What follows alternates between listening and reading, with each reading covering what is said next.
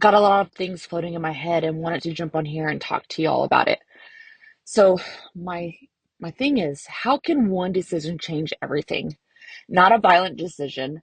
There wasn't a malicious decision. It was just a split second decision on a night after a long shift. Daniel had just gotten off his shift. He pulled away from the station in his patrol car and shut his computer off, just like he always does when he heads home. That was proven at trial, and that was his routine.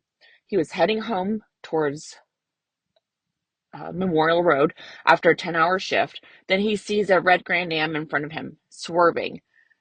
Dark tinted windows. It's 2 a.m. He has no idea who was inside that vehicle. There were no tags that were ran. Remember, his computer was shut off. No plates checked, no target selected. In that split second that changed his life, he hit his lights and made a traffic stop. If he hadn't stopped that car, his entire life would be different today.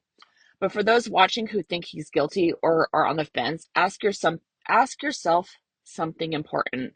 When Daniel saw that car swerving, how on earth would he have known who was driving? He couldn't see through the limo tent.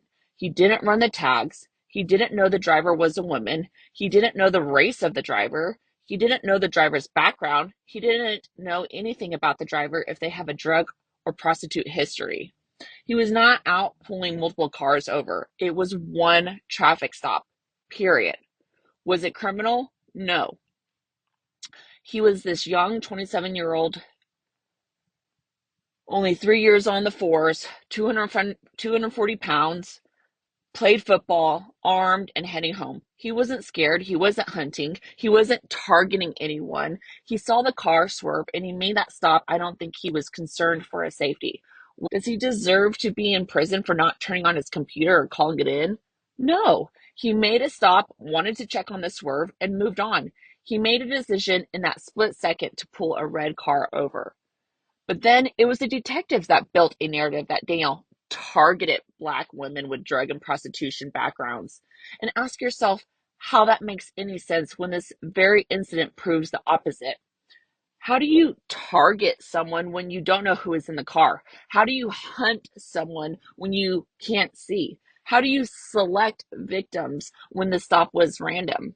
The detectives didn't uncover that narrative. They created it. And here's what that traffic stop actually produced. The accuser went to the ER for a SANE exam, which stands for sexual assault nurse exam. That exam was negative. There was no DNA, nothing matching Daniel, not one forensic piece of evidence. Then detectives quietly failed to record her interview. Detective Kim Davis, the on-call sex crimes detective, claims she didn't have a work phone to record it. A 30-year detective with no work phone, and she's the on-call detective, so they just call her personal phone every time they need her. Seriously?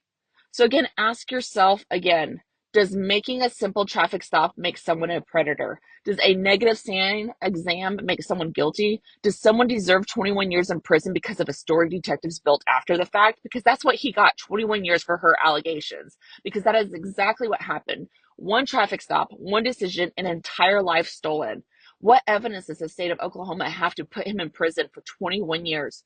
No DNA found in the SANE exam. There's a grainy video surveillance. There's no audio recording because remember, Detective Kim Davis says she did not have audio recording, doesn't have a work cell phone, yet she's the on-call detective of sexual assaults, and claims she would not know how to turn the recorder on her phone. So before you judge Daniel, ask yourself, what would have happened if that swerving car never drove in front of him that night? And then ask yourself how the state of Oklahoma managed to turn a traffic stop with no DNA, no forensic evidence, and no recorded interview into a conviction that stole a man's entire 30s. If that doesn't make you question the narrative, it should. FreeDanielHoltzclaw.com.